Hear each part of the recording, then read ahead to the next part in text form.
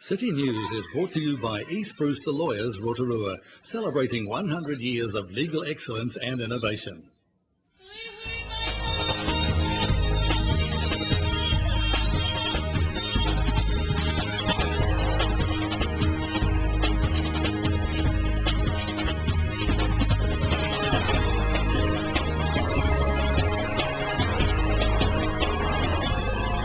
Good evening, Rotorua. Tonight on City News, New Zealand falcons start spreading their wings in the government gardens. Plans are on track for next week's Ragamuffin Festival, and a regional golf selector says young local golfers are set to make their mark in the sport. Museum visitors and visitors to the wider government gardens environment are enjoying a rare opportunity to see young New Zealand falcons up close as they learn to fend for themselves. The falcons are part of a conservation project with Wingspan, the National Bird of Prey Centre, and have been living in a special nesting box on top of the museum since mid-December. Marketing coordinator Kathy Nichols says visitors are impressed at the sight of the falcons, who have just begun venturing further into the gardens. So it originally started as an idea from our mayor, Steve Chadwick, who suggested the partnership between Wingspan and the museum, and then Wingspan wanted to help with endangered species, and so on the 2nd of January, when we released the 3 kariarea chicks, the history was made. So it was the first ever urban release of a threatened species in New Zealand. So Julie, can you tell us a little bit about the public reaction so far? They've been really interested in the karaarea. We've had visitors come specifically from Taranaki just to see them, and they did see them, which was great. And we've had plenty of interest from people from Tauranga, and our own community have been coming in droves to look at not only the exhibition inside the museum, but also try and catch a glimpse of the karaarea on the wing as they are now. And it was opening night last night at the museum for Shakespeare's outside production of The Merchant of Venice. We captured these pictures of the cast at dress rehearsal on Monday night. The show runs through to Sunday with tickets available at the museum. Events and Venues Coordinator Maria Mills says ticket sales for next week's Ragamuffin are on par with where they were last year. However, her team is planning for a last-minute rush. She says Ragamuffin is the biggest reggae music festival in the Southern Hemisphere and is a highlight on the local events calendar. A lot of people come in on the Friday night and do purchase tickets at the gates, but the majority do buy beforehand. We're always open the Saturday morning of, and we'll have buses running from the convention centre, so for those that haven't got their tickets yet, they can buy them on the morning and be shuttled straight up to the stadium. Again, we'll have the village set up on field 2, so there'll be a lot of activities, water slides, and yeah, just some great DJs and activities for people to get involved in. And on field 1, we'll have all the acts, and that will be both Friday and Saturday night this year. In sport tonight, Bay of Plenty golf selector and organiser of the Denny Lee Springfield Open, Craig Tidiana, says it was inspiring to see local golfers take top spots at the Open. The good thing is that the locals came out on top. The 2 from Rotorua and the men's was Langdon Edwards, who plays up at Lakeview. He's actually a greenkeeper up there. He ended up beating his good mate Victor Jannon in the men's competition. And a newcomer to the region by the name of Ji Young Park, she won the ladies. She's also a Lakeview member. She's out here, I believe, from Korea for the summer. So it was a good triumph for the locals. Yeah. To your weather update now. Tonight will be fine with westerlies and an overnight low of 9. Tomorrow, Friday, fine with westerlies easing, a high of 23 and a low of 9. And the outlook for Saturday, cloud increasing with northerlies developing, a high of 22 and a low of 14. And the marine forecast for Lake Rotorua, southwest 15 knots easing at night with waves less than half a metre and looks to be fine. Still to come in tonight's program, we visit the Wingspan Bird of Prey Centre. Wayne Douglas talks to Bay of Plenty Rugby Union CEO Mike Rogers, and we cover the recent National Sevens at the International Stadium.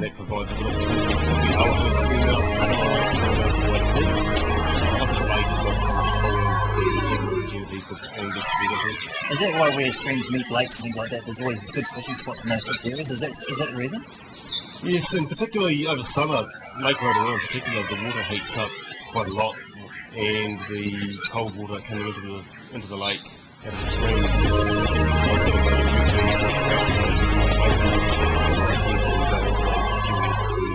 Well, we come down to Wingspan here today in Paradise Valley Road. Now, if you haven't been here, it's pretty amazing place to just walk through right now and check out some of the falcons and the different walks. And it truly is a special place that we've got here in Rotorua. And with me now is Inika Smith, she's the Raptor PR down here at Wingspan. Now, before we get into the reason why we're here, what's a Raptor PR? Because that's your title and your position, or what is it? It is my title and position. Basically, raptor means to seize or to grab. It's a Latin word, and we use it as a general term for birds of prey. So that's the title. Basically, I'm the bird of prey public relations officer, which means I work with birds, I work with people, and I do everything in between as well. So it's what most of us do here at Wingspan, actually. 2 years imprisonment. Now, it's coming up to the school holidays, so you're going to get many kids coming through here, because it looks like it's a place for families to come. Absolutely. We love the fact that with Wingspan, anyone can come. The grandparents can come, they can bring their kids, they can bring their grandkids. It's really family orientated. All sorts, all usually at 1:30 is the best time, so you can see the birds before the 2 o'clock flying display, and that's when we absolutely knock their socks off. So you actually get the birds outside and they're open here flying around? We do, yeah. So it's a free flight display. The birds come out for about an hour. We talk about the falcons generally, why they're here, what Wingspan is doing, and the only way we call them back is with food. So when the birds come out, it's their dinner time, and our only hope is that they're listening to us and they should come back. We get some very good information. Oh, absolutely. There's probably going to be some people at home thinking, why would you want to keep these amazing birds locked up in cages? Why is Good question, and we get that one a lot. With the birds of prey and the falcons, the hawks, the owls we have here, they are injured birds, rehabilitated birds, or birds that we actually had to rescue as young chicks or eggs. What this means is that they don't really know they're falcons or hawks, and it also means that some of them have injuries which stop them from actually flying properly. So because birds of prey hunt other animals, hunt other birds, they need to know the basics. They need to fly well, and they need to hunt well. If they can't do it, there's absolutely no point releasing them. So we keep them on for advocacy. That's a really, really big question. Basically, we use falconry techniques. These are techniques that date back about 4,000 years. Well, yes, absolutely. Traditionally, birds of prey were used to hunt for food for the dinner table, but nowadays it's used for sport, especially overseas, but also for rehab purposes. Now, if someone's at home and they wanted to get into fishing, variety of techniques we use, all related back to food, basically. Now, Wingspan's been around for about 20 years now. Who started it and so the founder is Debbie Stewart. Some of the local Rotorua residents might well know the name, but she started it as self-preservation more than anything. She had an injured hawk brought in, she had to learn how to handle it so she didn't get bitten or scratched, and from there the passion developed and Wingspan has become what it is today. You seem pretty passionate too, explaining what the different birds are in here, so obviously it's something that you enjoy. Absolutely, I'm totally hooked. Crazy bird lady, whatever you want to call it. But you can't help but love these guys. They have an absolute attitude.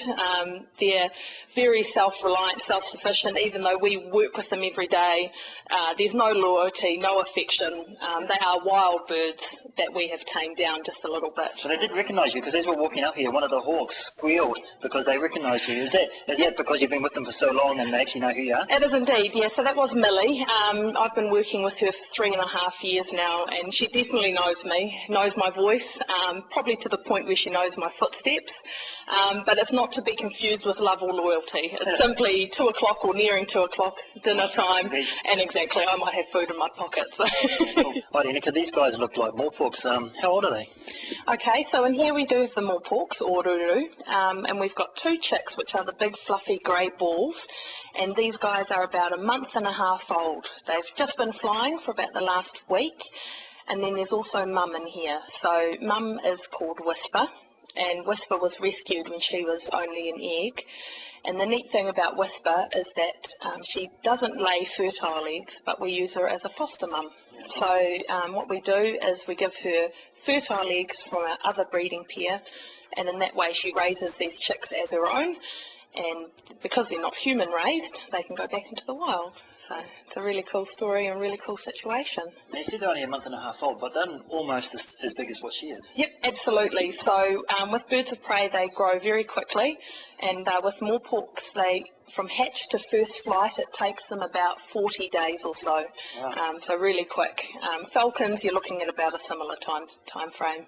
But of course, these guys hunt other birds, insects, so they need to make sure they're out of the nest quickly and flying and well and truly hunting before winter comes along.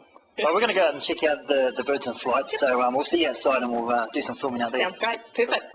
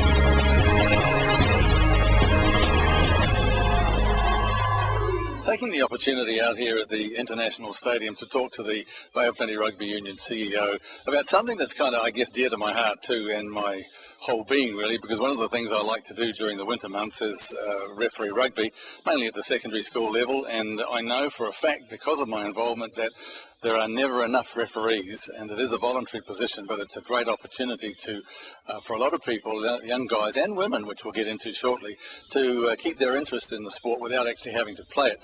Mike Rogers is with me now, and I think that's a fair comment that we can never get enough referees, can we?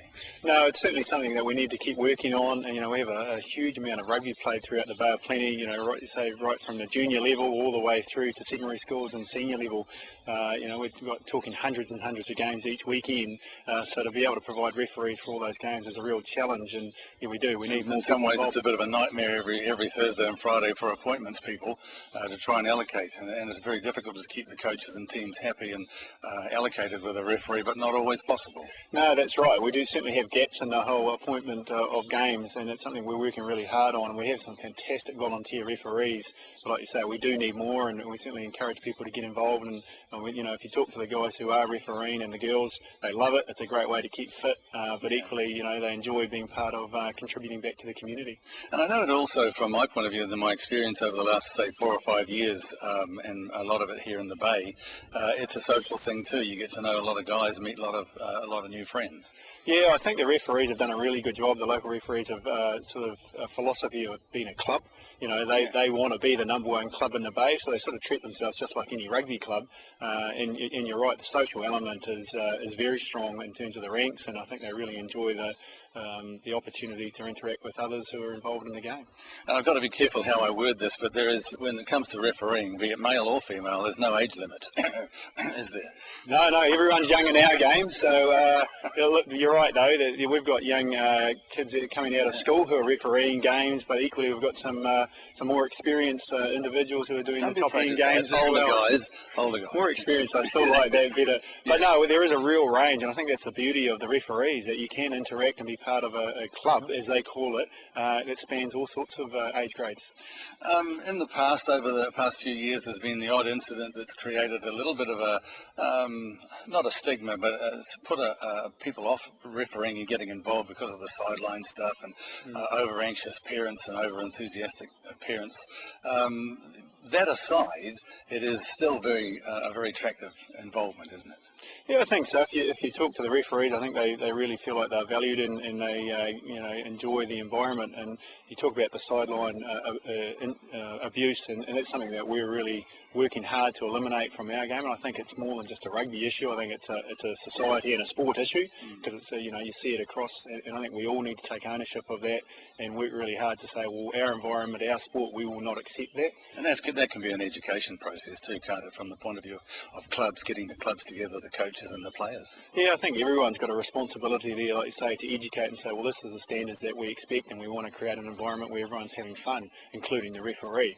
But to go back to your question, I think there is a real fun element about it. The guys really enjoy being part of it, and like I say at the start, contributing to our community. I think it's a real buzz for them. As I say, there are no limitations, male or female, because we know that the female game, the women's game, is really up there now with the Silver Ferns and or the Black Ferns, should I say.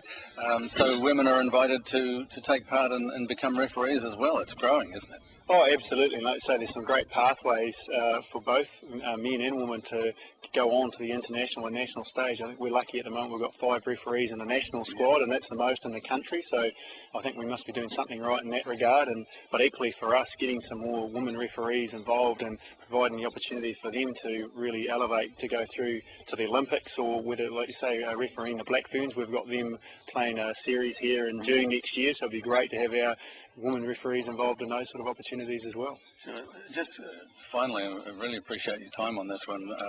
There are structures put in place where you don't have to all of a sudden be a qualified referee, know the rules, and you're out there doing a game for the first 15 or whatever.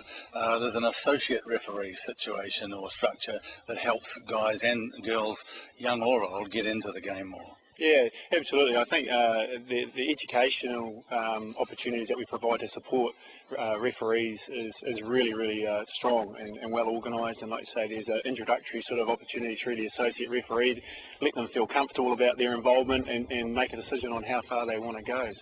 So the support and the education that's provided by Papua Rugby and New Zealand Rugby, I think, is second to none. I think it's a fantastic resource, and so we sort of try and do our best to make sure everyone's comfortable with what they're doing. If we've stimulated a little bit of interest, and I hope we have, because we need help on Saturdays. I think the number by my memory is 0800 referees, and people can contact that number or the Bay of Plenty Rugby Union website about becoming a referee, and hopefully we can flood the fields with referees this forthcoming season. Oh, it'd be fantastic to have more people out there refereeing, and as I say, I know they'll have a fantastic experience. Thanks for your time.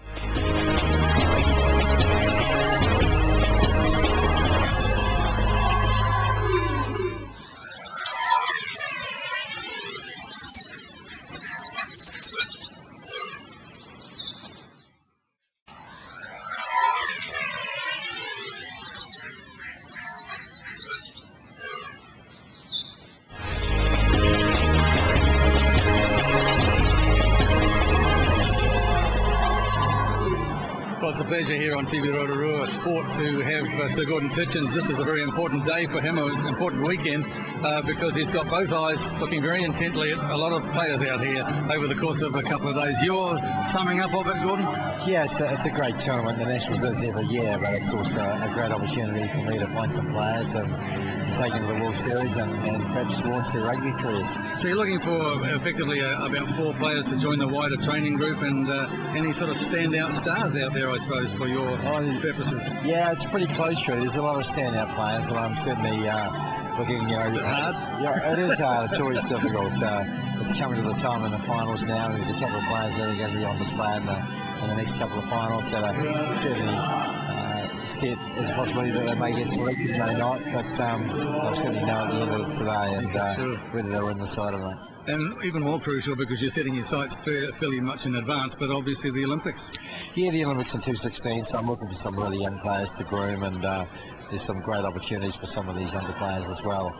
I mean, it's a great game settings. You know, it's about players expressing themselves on the rugby field, and you've got to have the work ethic. You've got to make a lot and you've got to make a lot of sacrifices to be the best you can be. And I can't think of anything more exciting than trying to make it instead of go to the 2016 Olympics. Sure. Just quickly, and again, thanks for your time. The women's game is really coming out, and this the tournament here has highlighted some of that we've got some fast players out there, and it's looking good for the future. Yeah, there's 10 teams out there, very, very competitive. I think every team might have registered a win over the 2 days. So I think it's, there's also a gold medal bet now in 2016 for the women. So I think they've done a great job in the women. So they've gone out and advertised, and they've given players opportunities to try and crack some of these teams, and they've done that, and then they make the All Black Sevens team, and they're on their way. The rest is history. It is. Appreciate your time, and I know you're very, very busy. You've got both eyes very, very focused, and thanks for joining us here. Sure, thank you very much.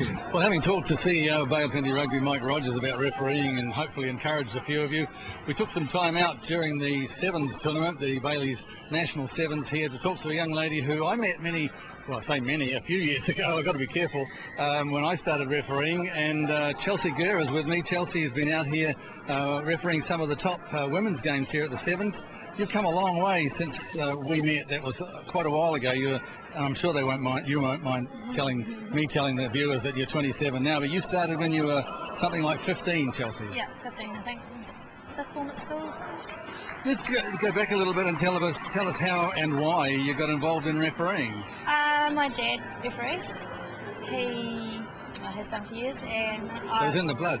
Yeah, I guess so. But before that, I used to umpire and coach netball and play, and just got a bit tired of that. Got a bit competitive for that. So social grades.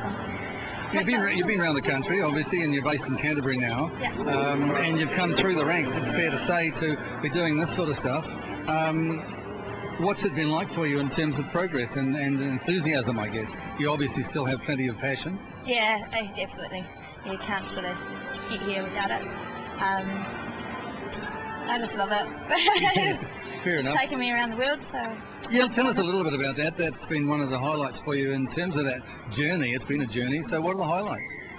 So last year I went to, not last year, sorry, 2011 got selected and went over to Dubai Sevens tournament, and from there then got put on the Women's World Circuit, which is quite cool. So last year I managed to get to Hong Kong, China, London, Amsterdam, and then Russia for the World Cup. So you've got to start somewhere, and you've come up through the ranks, obviously, but pretty exciting. You're still very young.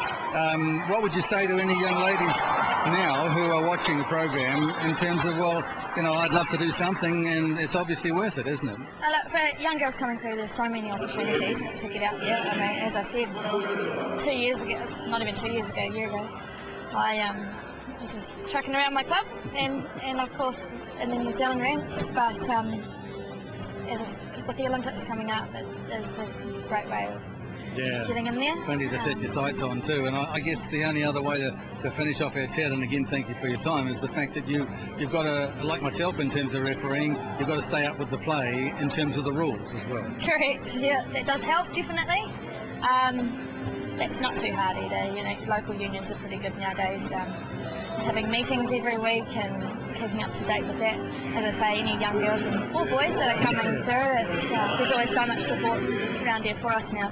Well, thank you for your time, and I know it's been a busy tournament for you, so you're probably feeling a little bit tired, but satisfied at the same time, so thanks for your time. Thank you very much. And the National Sevens are being held here again next year, so you have another chance to get along and experience some Sevens action. If you have any news or an event that TV Rotorua can support, you can give the station a call on 073488 984 or email news@tvrotorua.co.nz. Thanks for joining us tonight. Homaria.